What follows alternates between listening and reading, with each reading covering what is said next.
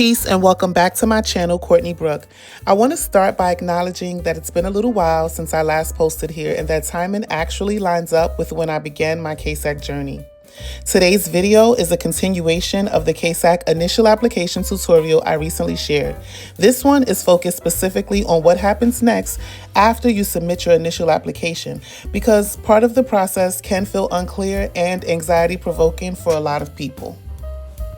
My voice is a little raspy. I'm just getting over a cold, but I didn't want to delay sharing this while the information is still timely and hopeful. In the previous video, I walked through steps 1 through 11 of the CASAC initial application process. What I want to be very clear about in this video is that once you submit that initial application, you officially move into the credentialing phase. I want to share my personal timeline so you can see how this process unfolded in real time for me. So on May 19th, I started the CASAC course. September 24th, I completed the course. September 27th, I submitted the initial application process. And by October 20th, I'd heard from OASAS with next steps. On October 27th, I received confirmation that I was credentialed as a CASAC-T and that my certificate would be mailed. So as you can see, from the date that I submitted my application to receiving confirmation, the process took about 30 days. Shortly after submitting my application, OASAS reached out requesting a few additional steps. These included consent to a criminal background check, including fingerprinting and completion of a drug screening. Both of these were coordinated and paid for by OASAS. These are standard requirements that are part of the credentialing process. Once those steps were completed, I was officially confirmed as a CASAC-T. That means I was credentialed based on my education and initial application requirements while continuing to work towards supervised experienced hours. Before receiving my physical certificate in the mail, I received a temporary credentialing approval letter via email.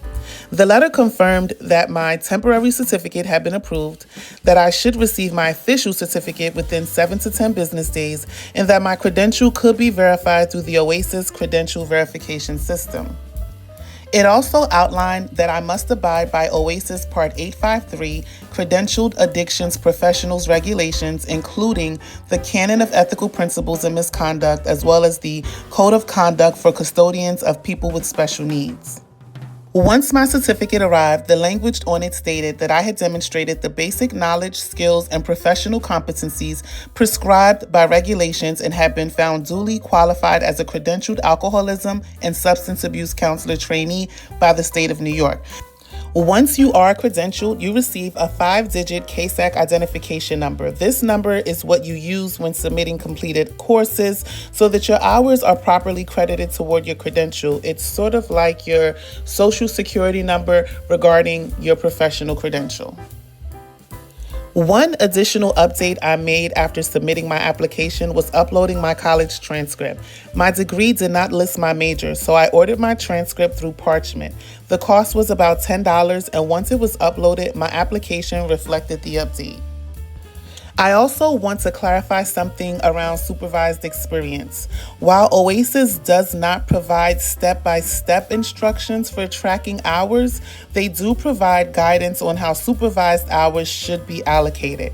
Specifically, supervised experience is structured around the 12 core functions of the CASAC, with guidance on how many hours should be attributed to each functional area under supervision. This is something I'm continuing to learn and clarify myself, and it's something I'll be exploring more deeply in a future video. In addition to supervised work experience, there are approved ways to earn educational hours towards your CASAC credential. As long as the training meets OASAS's requirements, these hours can be applied toward your credential. I want to be intentional about not sharing details about my current workplace or any clients. Maintaining confidentiality and professional boundaries are extremely important to me. What I can share is the process, so others can feel informed, prepared, and supported. If you're watching this after submitting your application and wondering what happens next, I hope this video brings clarity and reassurance. The process continues after submission, but it does not require everything to be completed at once.